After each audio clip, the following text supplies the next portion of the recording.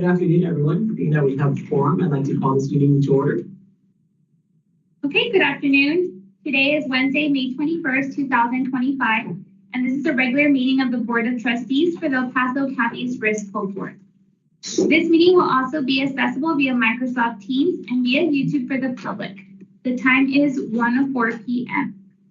We currently have Chair Salcido, Trustee Asensio, Trustee Hurtado physically present, and Vice Chair Van Hoove is virtually present. Trustee Garcia is currently absent. Mr. Chairman, we do have one person signed up to address the board in public comment. This would be Ms. Berenice Acosta. Thank you, Joanne.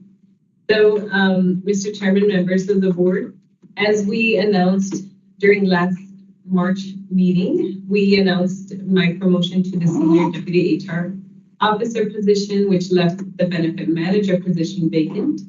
We did recruit for that position, and I am proud to announce that we have filled the position, and actually Joanna Villoa has filled that position. So I just wanted to take a moment to congratulate her, and of course let the board know, since that will be a change as we go through the transition and how these meetings are going to be fermented. I'm not sure how to manage. Because as you know, Joanna is the current board secretary. So now her position, her senior HR general, the senior position, we're going to be recruiting for that position. So whoever takes on that spot will be the new board secretary.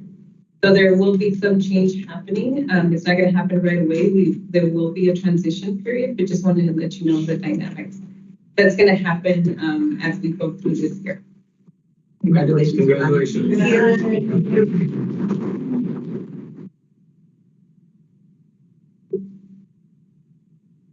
Moving on to the consent agenda, item number 3. The consent agenda consists of item 3A through 3F. Does any member of the board wish to remove an item from the consent agenda to discuss in more detail?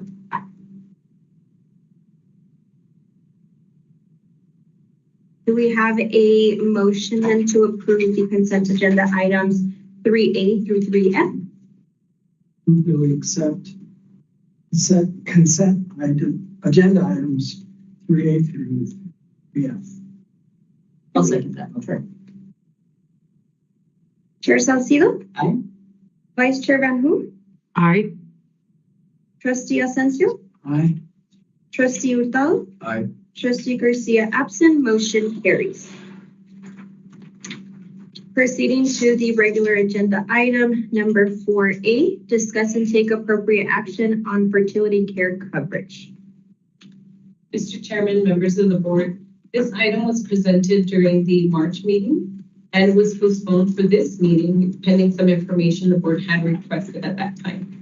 Just as a quick recap, the item was brought to the board for consideration as the Commissioners Court inquired about the feasibility of offering reproductive care coverage under the county's medical plan. So currently the medical plan only covers the diagnosis and treatment of infertility. The underlying medical condition, but it does not cover the pharmacy or the medical for the infertility itself. During the March meeting, the board requested if we could identify what the potential expected demand would be based on prior diagnoses of our members. So in 2024, for the county members, there were approximately 13 members diagnosed with infertility. We also reached out to HUB, and they advised amongst their clients, which are similar size to the county. On average, in 2024, there were about 34 members who were diagnosed with infertility. So it's not a huge number.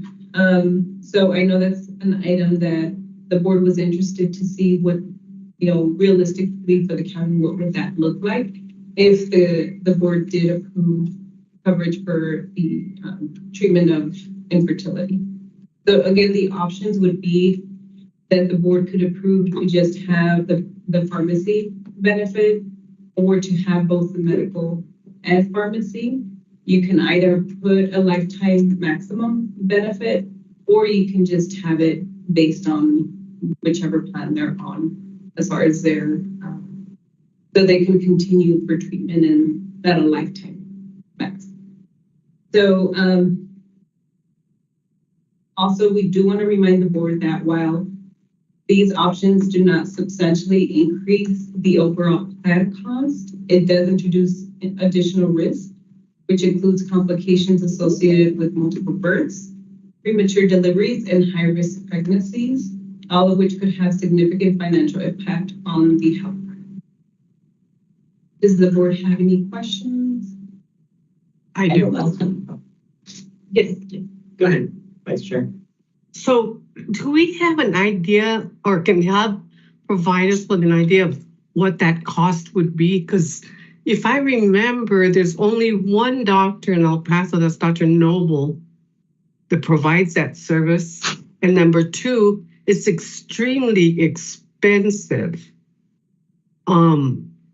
So what would be the cost to the county? Yeah, so it's projected, if the board approves to only cover medical, an increase of 0.10% in claim cost. If it's just the prescription, we're looking at an increase of 0.83% in prescription cost.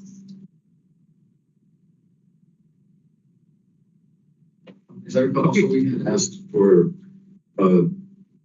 y'all to look at what other plans locally were doing. I know I had expressed some hesitancy of us being the market leader here. Mm-hmm. So did we look into what other comparable organizations are offering to Yes. in the market? So I believe you don't have any clients, or you do? You do have clients? No, I was agreeing with you. So the clients that Hub currently has do not cover fertility, infertility. So we would be the The exception. market leader. Yes. I have concerns about. I know last time we were talking about the lifetime max amount, I believe it was 25,000. We had recommended 25,000 lifetime max, so that means that once they reach that $25,000 cost that the plan covers for them, they no longer are covered. They can still receive treatments, but it's no longer going to be covered under the plan. Is that just once a lifetime, or would it be 25,000 annually? It would be lifetime. So what we recommend is to put a lifetime maximum on this benefit due to the high risk involved with this treatment, which would be once they reach that $25,000, whether that be in 1 year, 2 years, it would be a lifetime maximum, is what we recommend. But of course, the board can decide to just have it open and not add a lifetime max benefit coverage.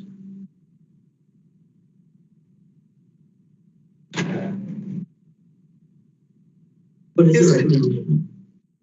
What is your recommendation? So what we would recommend, if the board is in favor of providing such coverage, that you do add a lifetime maximum, just to minimize the risk to the. You recommend coverage. This was a request from the court to look at the possibility of adding the coverage. So we're providing the information that it is possible we can add the coverage. We're adding the caveat to assist with minimizing the risk of the recommendation to add that lifetime maximum. We haven't received any feedback from employees stating, why don't you offer this coverage? We haven't received that, but it might be because we don't offer it. So I'm not sure. If we do have a small group, which is 13 members who've been diagnosed with infertility. So potentially they would, if they wanted to, and if of course the board approves this coverage, they could possibly use that benefit. When this request was made by the commissioner's court, was it one or several of the commissioners did it? Or This was one of the items that was discussed during their strategic goals, so as a group. Because So I guess I can make a motion. I make a motion that we do not proceed with offering this benefit at this time. What was that? What was the motion, Renee? The motion was to not approve coverage at this time.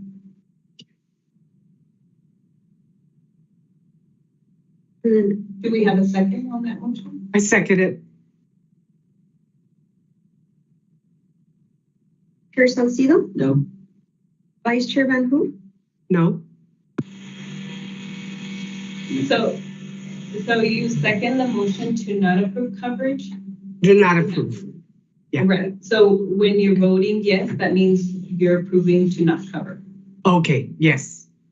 Sorry. Trustee Asensio, aye. Trustee Hurtado. Aye. Motion carries. Moving on to regular agenda item 4B, discuss and take appropriate action regarding the Risk Pool Board Annual Report for 2024.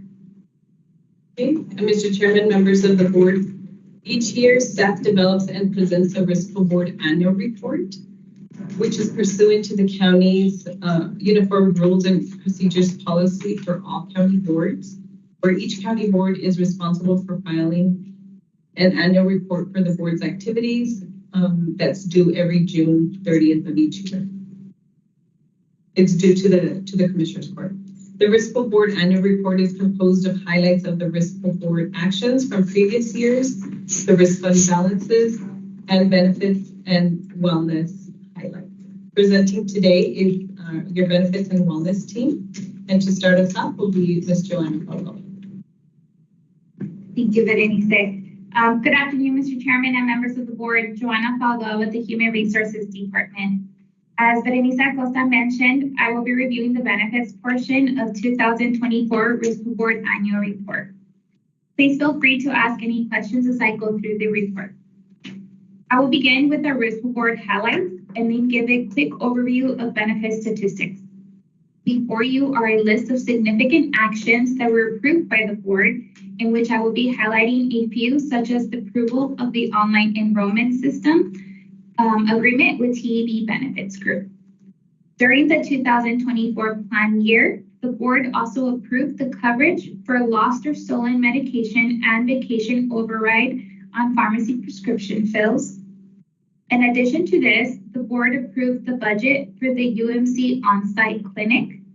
This item allows the county to pay for the costs associated with employees receiving site of care services at the employee clinic. Employees are only required to pay $5, and the county will pay for the remainder of the cost without billing through the insurance. Next is the Risk Pool Fund Balance and UMC Clinic Report. Here you will see that at the beginning of 2024, our Risk Pool Fund had a beginning balance of a little over $16 million. Amazingly, we were able to end the year with over $22 million, which we attribute to the strength of the plans and programs approved by the Risk Pool Board and Commissioners Court over the last few years, including programs like the PLANT program, the pharmacy program, and the Health Savings Account employer contribution. In this next chart, we can view the utilizations of the UMC on-site clinic.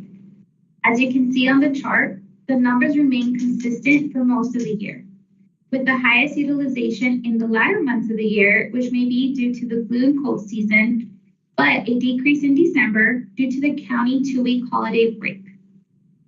As mentioned, one of the approvals of the board was in regards to the employee clinic costs.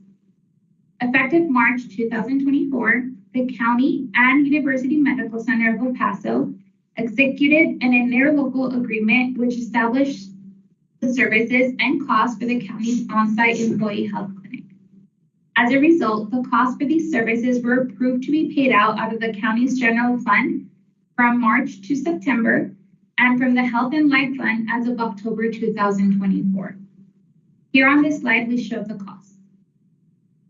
Next is the employee benefits the county currently offers. The county offers several ancillary benefits for its employees where the board oversees a few of them. These being the medical, the dental, and the cafeteria section 125 plan. The total number of employees that are eligible for these benefits for plan year 2024 was 2,968. Out of the 2,968 eligible, 2,076 employees enrolled for health insurance. We then have the TPA administrative and stop loss fees. Before you are Aetna's administrative fees and stop loss premiums for the last couple of years, including plan year 2024. I will now go over the medical plan enrollment. On this page, we have the medical plan enrollments over the last 6 years. I'd like to highlight that most of our enrollments are within the employee-only tier across all plans. From the 2,076 employees that are enrolled for health insurance, 720 were eligible to receive the tobacco-free discount. As you may recall, last year employees were eligible to receive a 2% premium discount if they were tobacco-free. This involved the employee testing negative for tobacco use within their wellness screening or having completed a tobacco cessation course. This is in relation to the eligibility for the discount having transitioned from the honor system to a test panel as part of the wellness screening. Moving forward, this will no longer be a requirement in medical premium discount eligibility. We will discuss this in more detail in our next presentation. Then we have the dental enrollment. On this next chart, we can see our dental enrollments throughout the years. From the 2,968 eligible employees, more than half are enrolled for the dental plan. This could be a result of the county paying 100% of the employee-only dental premium if they're enrolled in one of our medical plans. Next, we have the IRS Section 125 plan. In the medical enrollment section, we noted that the county employees that had elected the consumer-driven health plan, On this chart, we can see that from those enrolled in the CDHP, 1,108 employees elected to enroll onto the health savings account.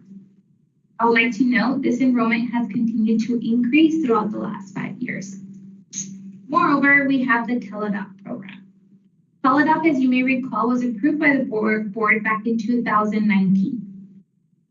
This service allows employees to access a licensed physician 24/7 via a phone call or video conference. This service is not only for regular visits, but also for dermatology and mental health related services. The physician has the capability of prescribing medication depending on the symptoms discussed. For 2024, there were a total of 372 Teladoc visits. Within this same page, we can also see the total net claim savings of over $172,000 for general medical claims to include a good percentage on member satisfaction. On this next page, we can see the average cost savings members had when utilizing Teladoc. Next, we'd like to share the surveys that are distributed through the year and during open enrollment. The first survey shows why employees chose to waive medical coverage within the county. And as you can see, the highest percentage of those who waived was due to being covered under another plan, which is usually under their spouses. The following survey was presented to the new hires upon completion of their benefit enrollment. For those that waived medical insurance, the top response was also due to them having insurance elsewhere. An additional question we asked the new hires is how important is health insurance in accepting employment with the county? The top response was very important. This would conclude the benefits portion of the report. Do any members of the board have any questions? I have a question. Not so much of the data that's in there, but the presentation of the data, just to get this PowerPoint. So since we've converted into a new system, the system converts all the backup on the items into PDFs. So we can't, there's no way to transfer this to any kind of PowerPoint presentation at all. The reason why I'm saying this is because when I'm going through all this, it's all It's distracting because, okay, where does this section end? Oh, I went too far. Let me go back. Whereas with PowerPoint, it was, that particular slide was a particular topic, maybe a second one, but it was straightforward. There's a lot of stuff that's been thrown at us for us to review, and I'm the one that goes through it. Mhm. And so now if it becomes tedious to go through, that's a major distractor. The new system, when I went to it, I was able to go to two different things. When a topic, for example, 4A, no, not 4A, let's say 4B. I could go to it and the dots at the end, I could bring it up and it would bring this. In order to save it so I could go back and review it, the file name doesn't even look like anything to do with a particular topic. However, if you clicked on the wording itself, the description of that particular topic, below it would appear hyperlinks in order to download PDFs, in which case the titles of the files pertain to the particular item that we're going to go through. So it became very distracting, this format. For someone who doesn't really look at it, you say, oh, yeah, okay. But like I said, I go through it. There is no alternative. We could print, we've given the board the option to print out the backup and we can have it available. I'm not sure if the I printer. can print the whole thing. I have a laser printer, prints both sides and does the whole thing. It's still going to be running. It's continuous. It's not segregated into particular topics, making it easier to address. Okay. So the system is not able to save it. Since it has the hyperlinks available as a PDF, it's not available to provide hyperlink to a protected PowerPoint. Should be able to. That's why I'm bringing it up, because then when you bring it up, I can look at it. Okay, I'm done with that one. Next slide. Okay, instead of, okay, where am I going? Let me expand this out. If I expand it too much, then I'm really missing some of it. So I'm just saying, for the ability for us, if we want to see it, it would make it, for me, it would make it easier to consume the information versus being like nowadays when you click on the internet to find about a topic, a lot of garbage at the beginning before you finally get to the meat of the topic. Well, that's what this is starting to look like.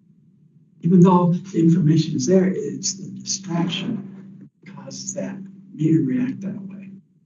And that's what all I'm requesting is, can it be, instead of the hyperlinks, give the option of PDFs or PowerPoint protected PowerPoint. Okay. We can take that as a takeaway. We're not the administrators of the system, so we would have to talk to our communications and our IT folks. Right. To see if there's a way for us to, when it's uploaded and when it's downloaded, what are the options? Would it help if perhaps with a report like this, does it have page numbers? No, It's just, it flows. it just continues. See what I mean? When this information is put in what format is it put in? And text document or whatever, or is it actually a PowerPoint that the system transfers? No, so this report here, we've always provided in a PDF. It's always compiled in a PDF. We've never done it in a PowerPoint. Okay, because it also occurs in other ones too, but to those. No, it's like I said, it's distracting. But volunteers, the least you want to do is obstacles in the way.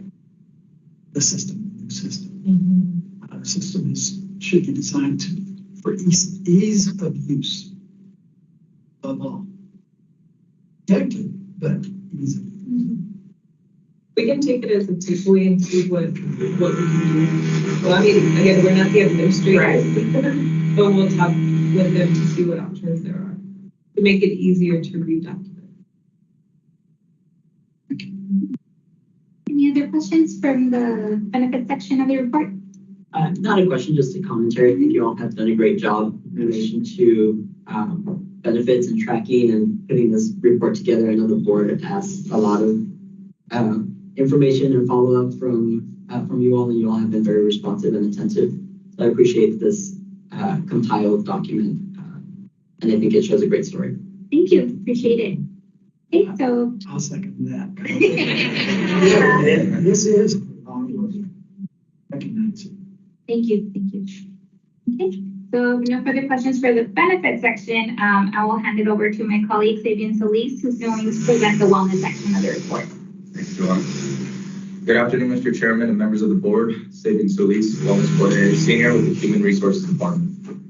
It's with great pleasure that I present the 2024 Wellness Annual Report. This year, we have made substantial progress in promoting the health and wellness of our employees. I'm excited to share not only the key achievements, but also areas where we see opportunities for further growth.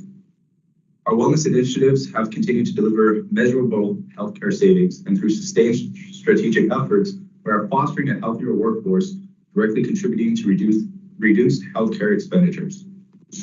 In 2024, we maintained our focus on prevention and early intervention. Our ongoing strategies target both preventative and proactive measures, particularly aimed at our top chronic health concerns.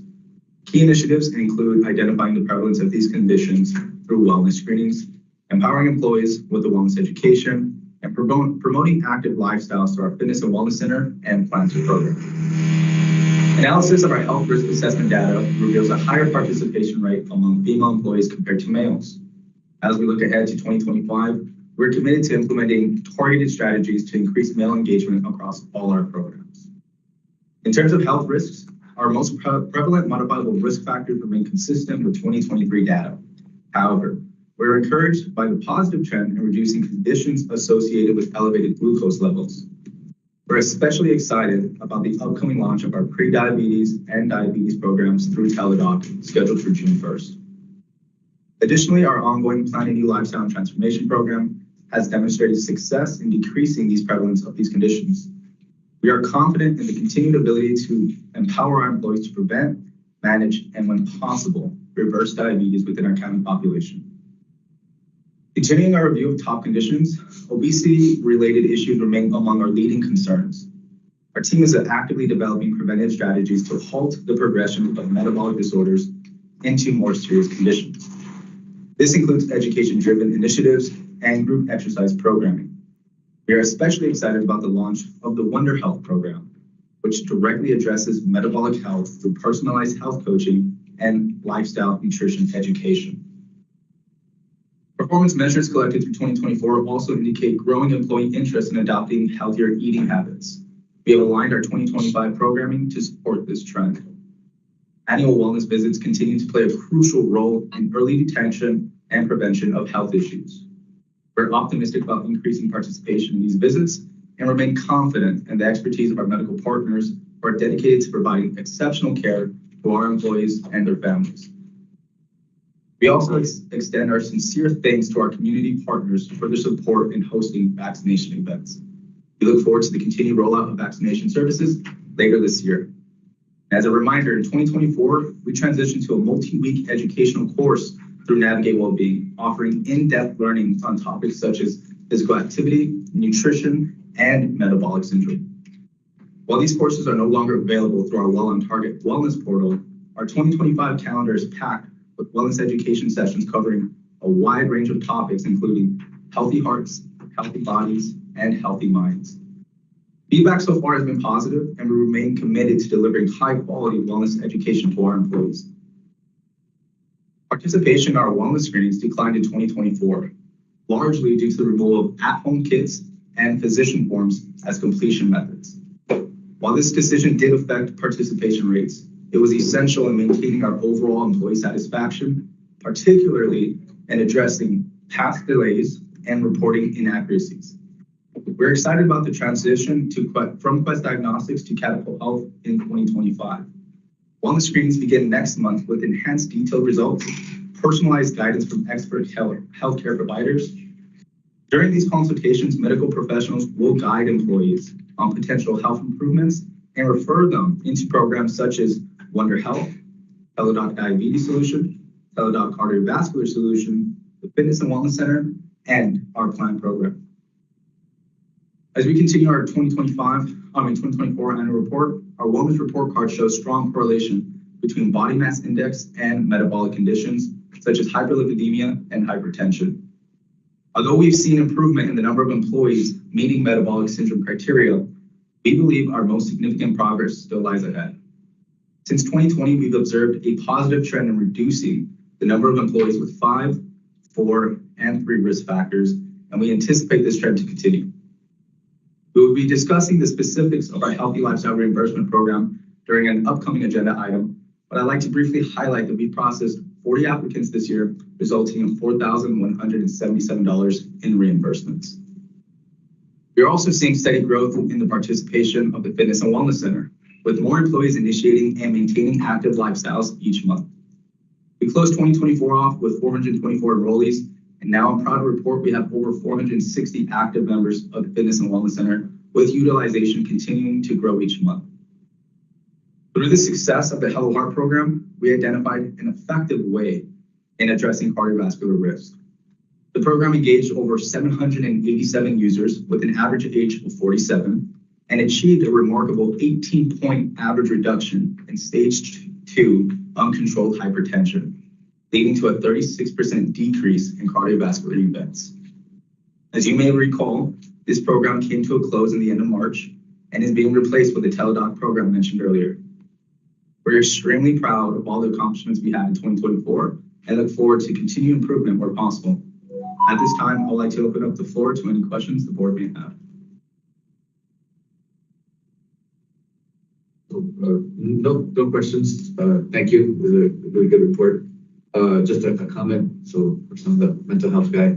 So, I mean, I would love to see more mental health educational offerings, and to that end, Emergence as your partner can help in that respect. So, we can offer employees, with a variety of everything from antidepressant to suicide prevention and all the things that come under behavioral health. I would like to offer that to you all, and please utilize our services as Emergence as your local mental health authority. Thank you. See that more next year. Thank you.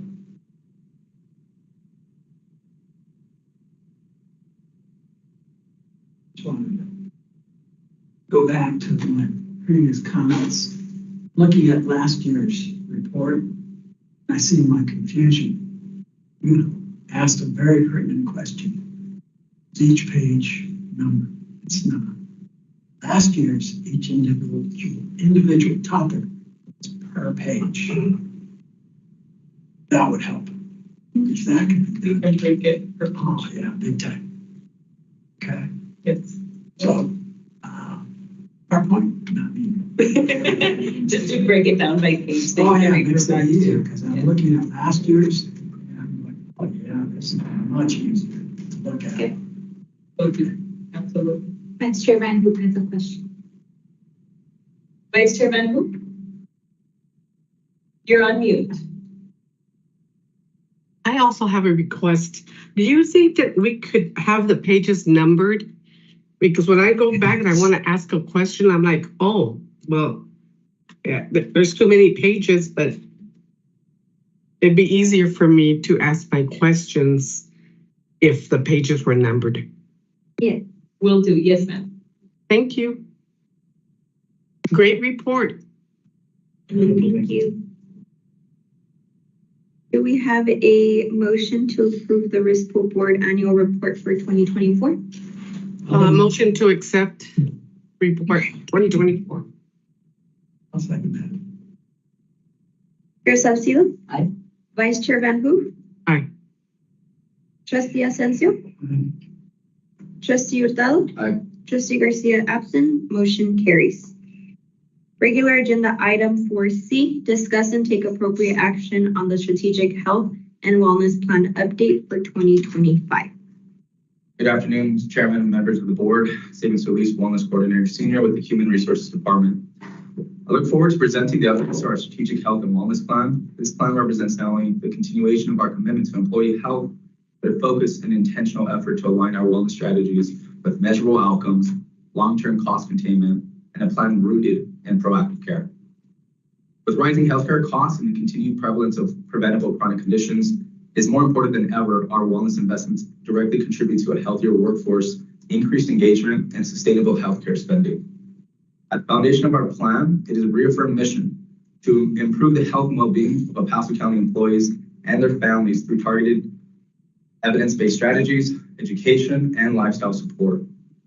You will notice throughout the document, we have revised all language to reflect El Paso County versus the County of El Paso.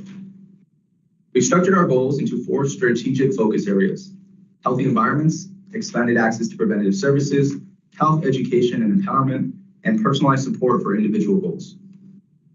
To directly support these, we recognize that our effectiveness is closely tied to employees' access to care and resources. Within the goals, we have updated it for it to read as employees and their families versus people. This is to personalize it to our employees. This understanding empowers us to broaden the promotion of telehealth services to include the Well on Target platform. This platform equips employees with wellness resources and integrated fitness and rewards. Employees can earn blue points by participating in wellness programs, completing challenges, syncing fitness devices, and completing health risk assessments. These points can then be redeemed for gift cards, reinforcing engagement, and these resources are not only available to employees, but to their dependents over the age of 18 or enrolled under the medical plan. Furthermore, we've enhanced our wellness screenings to deliver a higher level of care, bridging the gap between screenings and sustainable lifestyle change. Employees now have access to virtual checkup, where they will receive a personalized plan of action, including referrals to county wellness programs designed to help them achieve lasting improvements. These checkups are conducted by medical professionals who are not only there to identify areas of concern, but also empower employees to adopt healthier behaviors in a more personalized and accessible way than ever before. Upon completion of the wellness screening and consultation, the virtual checkup, employees will now qualify for a medical premium discount, replacing the previous requirement of completing a health risk assessment and being tobacco-free, or taking the tobacco cessation course. We've expanded the wellness screening to be available to retirees as well. We've also updated our wellness program incentive list to reflect possible points that employees can earn through completing several wellness-related items. Employees are no longer required to complete the health risk assessment as part of the requirement for the medical premium discount. Enhancements have also been made to the Healthy Lifestyle Reimbursement Program, which Ruby will be describing in more detail during the next item. But in summary, the program will offer up to $100 reimbursement per 6-month period or up to a $200 per 12-month period, encouraging increased participation in active lifestyles aligned with the best practice recommendations for physical activity and preventative health. In addition to this, we've also removed the tobacco-free smoking cessation requirement as part of receiving the discount from the medical premiums. Importantly, the updated strategic health and wellness plan also includes adjustments to our incentivized program structure. These changes include streamlining our enhanced premium discounts and the removal of individual reward credits tied to specific wellness events, such as physical activity, community challenges, annual wellness doctor visits. This adjustment is necessary due to the current limitations of our new wellness portal integrations capabilities. However, these changes have been made carefully to ensure that they do not hinder the overall performance or impact of our wellness operations. In tandem with these updates, we aim to enhance the overall employee experience while continuing to measure participation, health outcomes, and overall operational impact. This will guide future decisions and ensure our plan evolves both to the needs of our employees and the strategic goals of the county. In closing, I'd like to open up to any questions the board may have at this time. So there were a lot of changes that were made to this document. Yep. We do want to highlight that the majority of these changes was to align with the current Carrier Blue Cross Blue Shield's wellness initiatives that they offer, to include the portal, which now changed the whole incentive for employees. They now have more access to be able to do different programs within the portal that will give them rewards points. And I'm not sure if we mentioned it, but they get up to $599 in gift card rewards as a total. But that means that they have more items to complete, which gives them incentive to continue working on their wellness journey. So there's a lot more resources, and that's why we were needing to update this document. Makes sense. I recall all the incentives through Blue Cross Blue Shield and the different programs, so I understand the alignment with those benefits.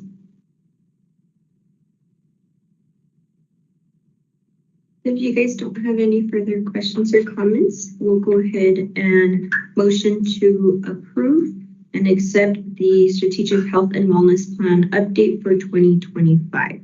Do we have a motion? Motion that we accept a regular agenda item 4A.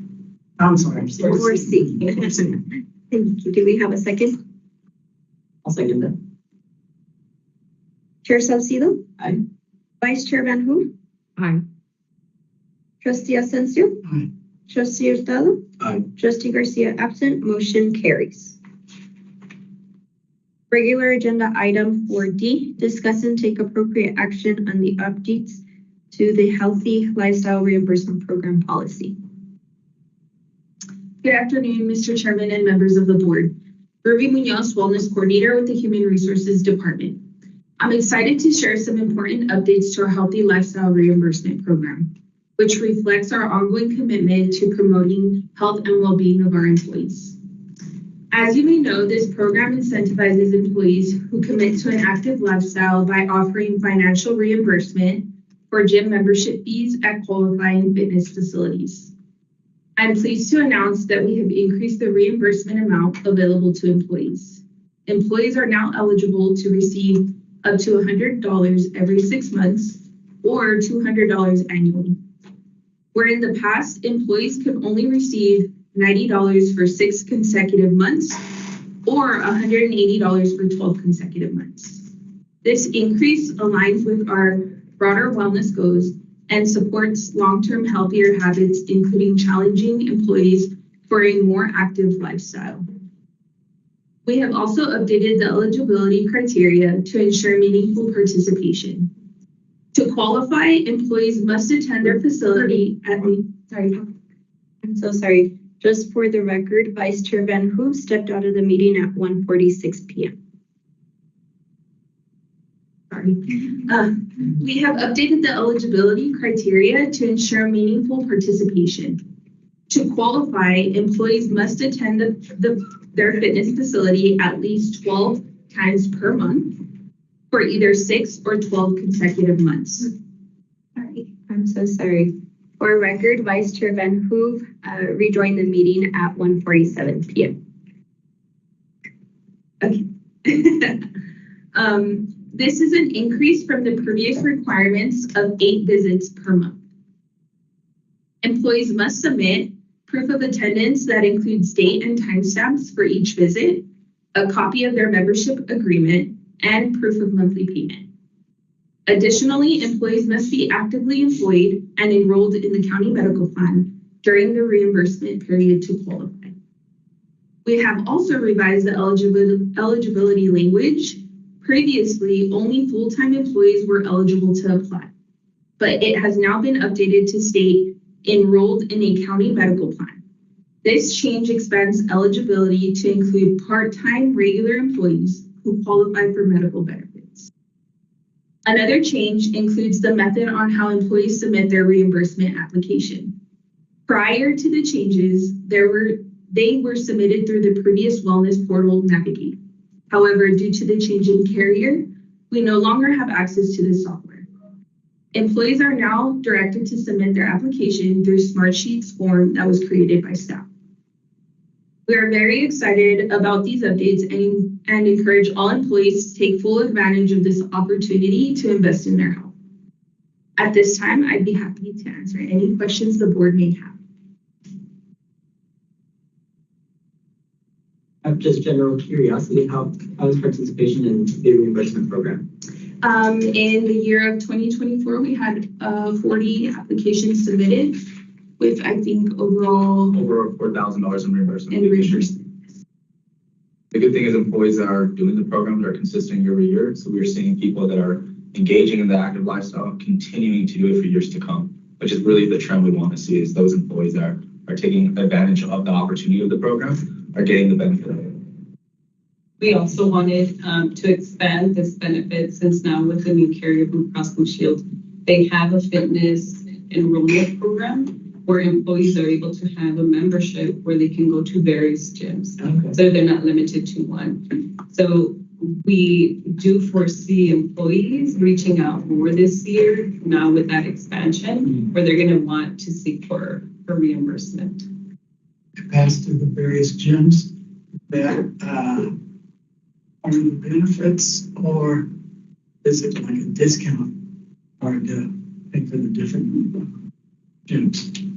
It's a discount. Okay. The subscription to a discounted rate, so you can get access to the network of gyms. So previously, if you remember during last year, we had Active and Fit. This is the substitute to that. So is it just national chains, or are you doing local gyms also? Local gyms as well, if they're within the network of the provider gyms. So a local gym would have to apply to be in the network? Yeah. Would have to contact you Blue Cross. or Blue Cross? Yeah. So the network this, itself. so the program that we're referring to is called Fitness Program, and it's through Blue Cross Blue Shield. And so there's different tiers that employees can subscribe to. And then within those tiers, there's several gyms that pertain to that network. So you're letting gyms know that this is available to their members, or how are you getting gyms into the network? So we don't handle the administrative side of that program. Blue Cross Blue Shield does. We just alert our employees of these new programs that are being offered through Blue Cross Blue Shield.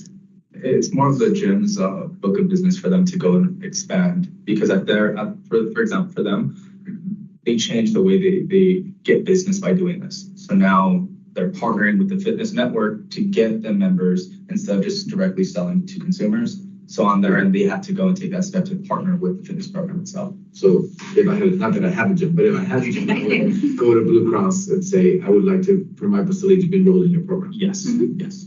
And I'm assuming Blue Cross is getting the word out to the local network of gyms. Yes, it's our belief that they go and recruit gyms. Mutually benefiting. Yes. But for the purposes of the reimbursement program, the gym does not have to be part of the network. It could be any gym.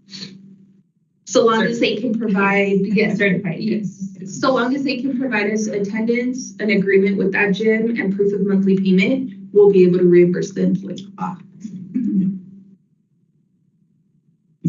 Sorry, we give you a lot more. Do we have a motion to approve the updates to the Healthy Lifestyle Reimbursement Program policy? A motion to approve item 4D. Second. Chair Salcido? Aye. Vice Chair Van Hoof? I think you're muted, Vice Chair. I'm sorry. I Perfect, thank you. And Trustee Hurtado? Aye. Trustee Asensio? Perfect, thank you. Motion carries. Moving on to regular agenda item 4E, discuss and take appropriate action on the investment of Blue Cross Blue Shield Wellness Allowance and interest transfer to the risk pool fund. Mr. Chairman, members of the board, as you're aware with the new carrier, transition to Blue Cross Blue Shield, in their proposal, they included a wellness allowance credit, which is expected to total up to approximately $1.3 million over the 6-year term of the contract. However, Blue Cross Blue Shield has provided those allowance upfront this year. And so our auditors team reached out to us and they recommended that we invest those funds on overnight investments, which are called taxable prime, similar to how the risk fund balance is invested. So since this fund is coming from Blue Cross Blue Shield, the county is seeking the board's approval to treat this funding similar to the risk fund through investments, and for any interest income obtained from these investments be transferred to the risk pool fund. appropriate. Motion to accept item 4E. Second. Perfect. Chair Salcido? Aye. Vice Chair Van Hu? Aye. Trustee Asensio? Aye. Trustee Hurtado? Aye. Motion carries for item 4E. Moving on to regular agenda item 4F, discuss and take appropriate action on the Blue Cross Blue Shield Administrative Services Agreement. Hey, Mr. Chairman, members of the board. Again, as you're aware, in September of 2024, the Commissioners Court awarded RFP number 24-016 to Blue Cross Blue Shield of Texas to serve as the county's third-party administrator for the county's health pharmacy program, EAP Section 125, and stop-loss services. As a result, staff with the assistance of the Health Consultants Hub and Blue Cross Blue Shield developed the Administrative Services Agreement before you, based on the services outlined in the RFP. The agreement sets forth the terms and conditions under which Blue Cross Blue Shield agrees to render services and under which the county agrees to receive and compensate Blue Cross for such services. The term of the contract is for 4 years with the option to renew for 2 one-year periods. This contract has been reviewed by the HR staff and county attorney's office. Staff is requesting for the risk pool board to recommend Commissioners Court approve the agreement. Is this really just a formality at this point? Yes.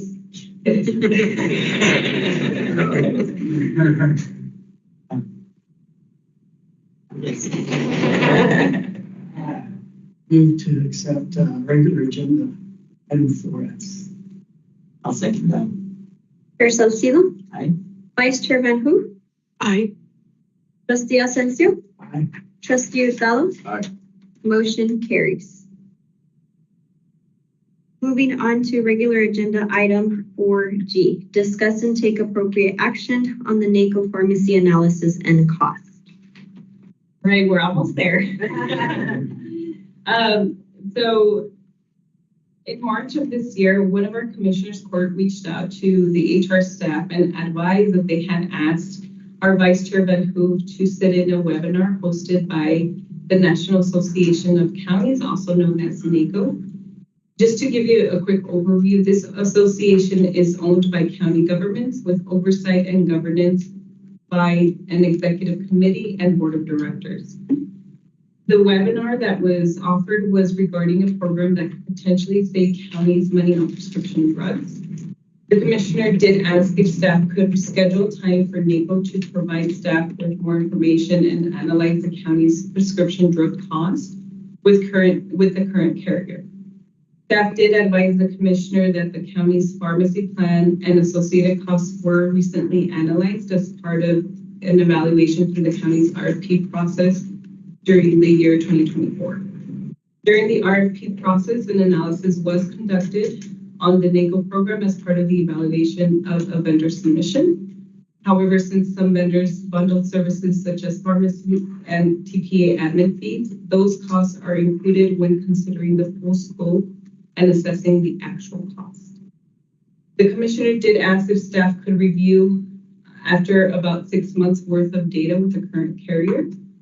And staff has advised that our department, in collaboration with HUB, provided regular updates to the risk pool board with regards to pharmacy costs and claims, which are typically provided on a 2 months behind the service dates due to the time required for the claim review and verification. Staff also advised that since this would be an additional review outside of the RFP process, it would involve further expenses to our consultants, but it would first need to be brought to the risk pool board for discussion and approval prior to moving forward. If the board approves, staff will conduct the analysis after 6 months worth of data, and we could have NACO provide a breakdown of any additional discounts that could be offered as the current bundle cost would be at risk should the county choose to switch vendors at that time. HUB did advise that they would be able to assist in the analysis and the projected cost to perform a reprice analysis in the amount up to $10,000. The consultant's review would include comparing both the current carrier and the NACO cost claims, repricing unit costs, rebates if applicable, and evaluating NACO's proposed contract terms and conditions against the current carrier contract. I know that was a mouthful, but it meant. I reached out to NACO and there's no charge on their end.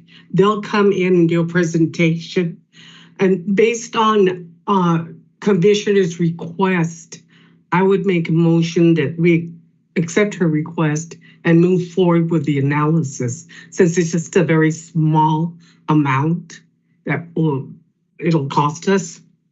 And I think after the 6 months, the commissioner, once they see those numbers, whether it be Blue Cross, well, it'd be Blue Cross against Blue Cross discounts, I think it would be extremely beneficial for the board and the county to see if there is any difference in those costs. I realize that when we do an RFP, there are always numbers involved, and anytime there's numbers involved, they tend to move around and change. So I think this would be an exceptional time to go back and revisit and see what those numbers are. Actual numbers would be. So I made a motion to move forward with the analysis. We would be looking at, we're in August. Right, so we would be receiving the most current claims from Blue Cross Blue Shield August, September, depending on when they close out for the first 6 months of this year, since there is lag time, just to make sure that we have the most current information, and then we would connect with NACO to provide that data to them so they can run it through their system and they would be able to share their cost. Hub would then take that information, compare it to what we're currently paying, the rebates, that's very important as well, not just the cost itself, and then make a comparison with that. And of course, we could bring that back to, we would bring that back to the board, share that analysis with the board. We do want to be mindful that we can't silo just this service, because we do have a bundled service with Blue Cross Blue Shield that includes other services such as the medical, Section 125, COBRA, stop loss. So all those fees are dependent based on that bundle. So if we remove that, all that is at stake. So we just want to make sure that it's clear that we can't just compare just this portion of it. But of course, we will bring that back if the board approves to move forward with the analysis. The intention behind this analysis to determine if there is a better cost savings through a different provider, even though we just signed the contract with Blue Cross Blue Shield. Correct. Is it a different provider or augment additional provider? So NACO went out for an RFP for that particular service for the pharmacy benefits. So the carrier that won that RFP is Aetna, CVS. So they would be running through their system. It would also give us an opportunity, if those numbers have changed, we could go back to Blue Cross and say, here, we went back and with NACO, this is what the numbers look like. Can we come back and revisit those, even though it's a package, Joanna, just like you were saying?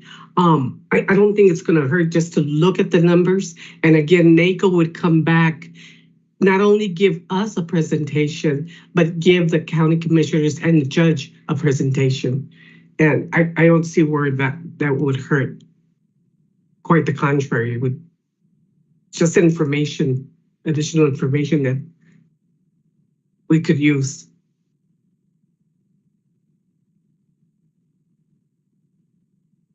There's a motion. Is there a second? Second. Chair Salcido, No. Vice Chair Van Hoof, Yeah, I.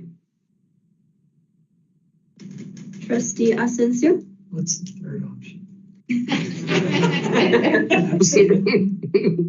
I. Yes.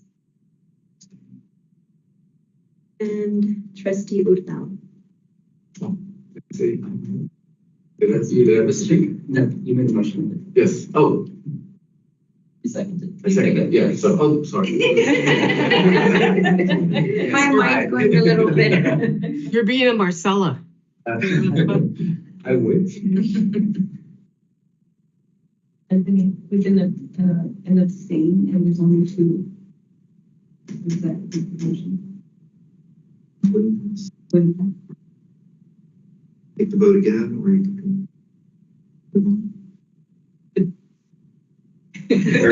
With the abstain, the motion doesn't pass. So we can vote again, or we'll leave it as not passed. Concern is basically, as you stated, there's already a contract in place. By bringing someone else in that sets up a adversarial relationship between the county and the provider, Blue Cross Blue Shield. Now, the county can request a reanalysis. Bring in a competitor after the fact, that rubs me wrong. And that's why I went with the abstain, because a contract was given. So we have 4 years to live with it, ask for some additional help. And if it's not acceptable, there will be no more extensions. So I'll say no. Regular agenda item 4G, motion fails. Moving on to regular agenda item 4H, discuss and take appropriate action to the bi-monthly reports from Hub International Benefits Consulting.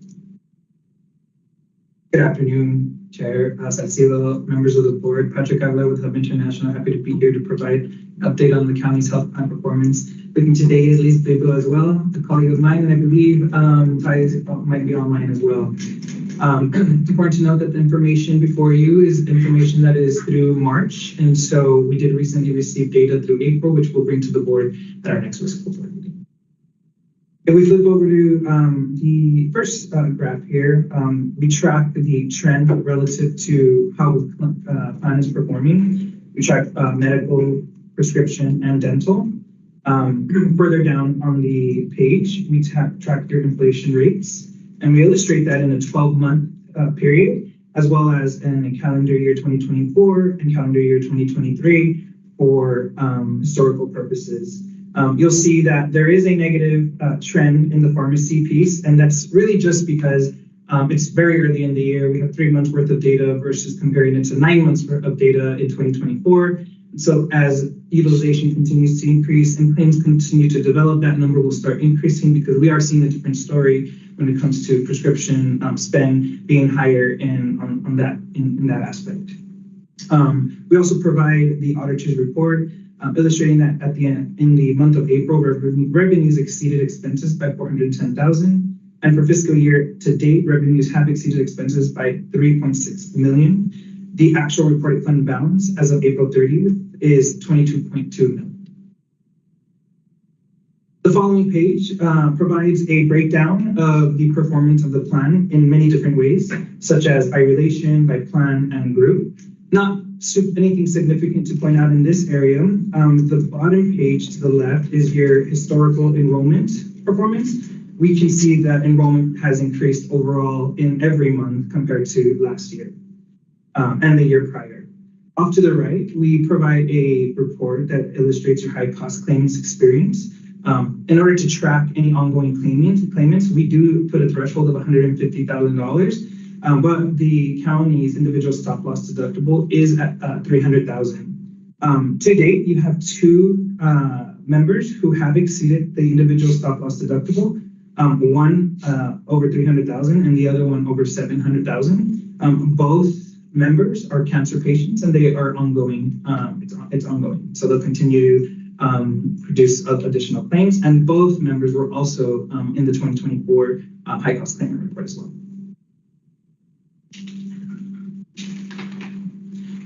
We provide a claim performance, which also breaks down and illustrates, the performance by enrollment, claims where we include your rebates and your reimbursements, your administrative costs such as fixed costs and pharmacy credits, etc.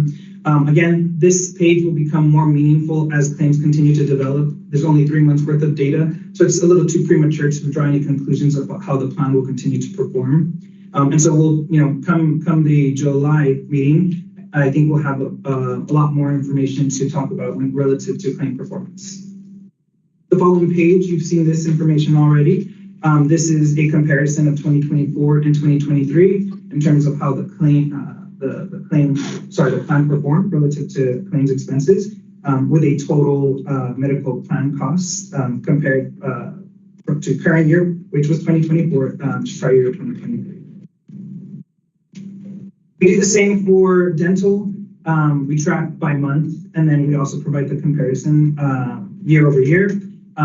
Again, nothing significant to point out on these reports relative to dental. It's low dollars that are spent, and we're not seeing anything out of the normal when it comes to dental spend. If we flip over to the pharmacy performance, this will be the next page. We'll flip over to the pharmacy performance for 2025 year to date. This just provides an illustration of your key indicators relative to utilizing members, claimants. Sorry, I believe Ms. Madden has a question. Yes, on the medical claims information, do you have it broken out by Aetna and Blue Cross, or did you combine both of those the claims for both health plans? So the claim performance that illustrates the 2024 year and 2023 are all Aetna claims. The claim performance prior that tracks the 3 months, that's all Blue Cross claims, right? Okay, so if you look at this, it says here Blue Cross Blue Shield, and then it says Aetna runoff. Right. So it sounds like you've combined the claims for both plans. We are tracking runout claims that are coming through the plan in 2025 that were part of the 2024 runout claims.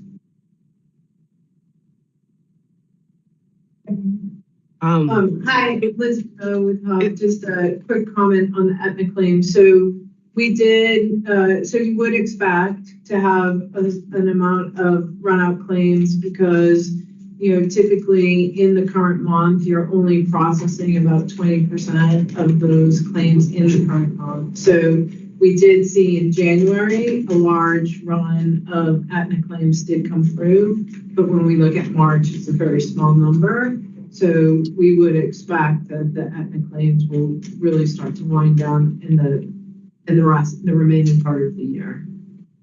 So is there any way to pull out what's Blue Cross and what's Aetna? My only question is that way we could see what the cost would be per claims, and see if Blue Cross is actually less expensive, which they should be, but if we're combining both Aetna and Blue Cross, it's hard to identify that. Yes, we can add a line item so that you can delineate the Blue Cross from Aetna claims on this report, absolutely. Yeah, it would only be, 3 or 4 months of the beginning of the year. Yes, we can make a footnote so that you can see the total claims for Aetna that are included in the totals. Absolutely. Thank you. Of course. And so again, on page 8, on the pharmacy performance year to date, again, it just provides a snapshot of a Blue Cross Blue Shield report that provides a picture of utilizing members relative to pharmacy, and also cost sharing distribution between what the plan is paying and what the employee is paying. We can see that for the most part, the plan is paying the majority of that cost share, correct? And so we'll continue to provide these updates. And as we continue with the Blue Cross Blue Shield over the years, you'll start to see the comparison year over year start to fill up. Right now, there's no comparison, being that it's the first year with Blue Cross.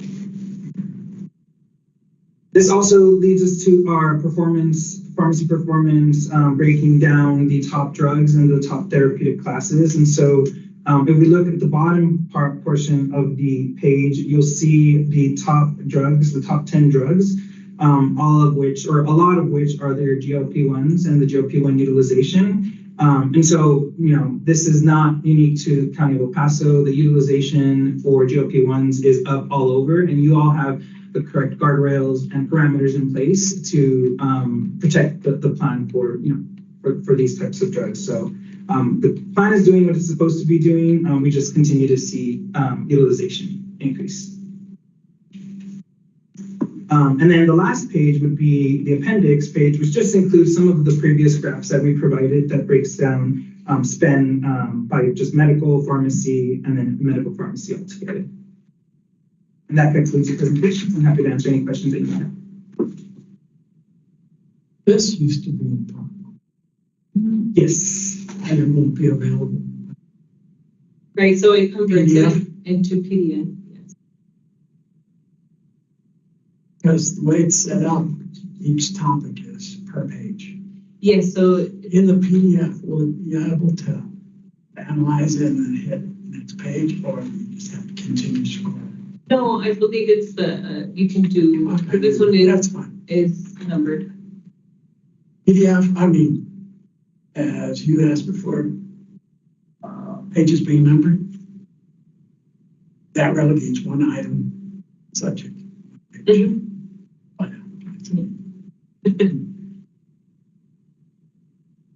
We have a motion to accept and approve the bi-monthly reports from Hub International Benefits Consulting. Make a motion. Do we have a second? Second. Chair Salcido, Aye. Vice Chair Van Hook, Aye. Trustee Asensio, Aye. Trustee Hurtado. Aye. Motion carries.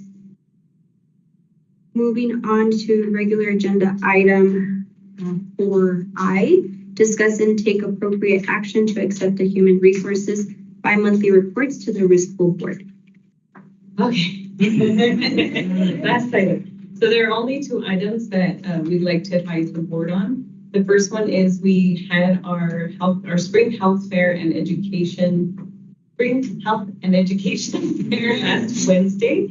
It was a huge success. We had over 300 employees attend the health fair. We had various vendors out there. We did receive a lot of feedback from employees. I don't know if you wanted to share a few of the comments that they made. They enjoyed it. I think it's an experience that employees are looking forward to, and they're getting information and resources that they otherwise wouldn't. So when they're going there, it's entertainment, it's good. They collaborate with a different vendor that they wouldn't have otherwise. So it's a lot of feedback saying, you know what, thank you for providing the resources, or thank you for exposing me to these different vendors. And it's good feedback all across. So we look forward to hosting them each year. So we hope that you're all able to join us during the fall, and we'll keep you posted when that one is scheduled.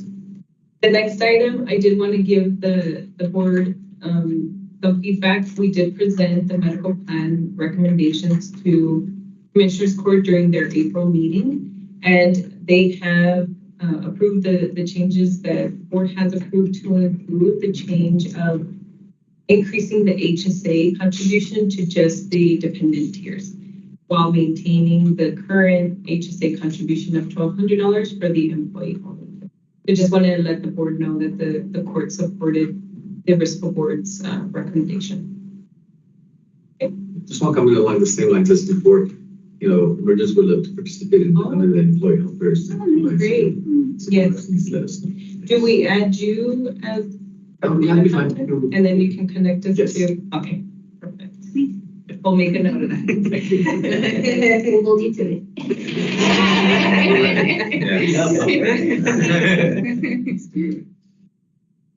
Those were all the updates I had. Well, with that, I'll make a motion to accept item 4I. Chair Salcido. Aye. Vice Chair Van Hook, Aye. Trustee Asensio, Aye. Trustee Hurtado. Aye. Motion carries. Moving on to our last item, 5, to adjourn the meeting. Do we have a motion to adjourn? Motion to adjourn. Do we have a second? I'll second. Chair Salcido. Aye.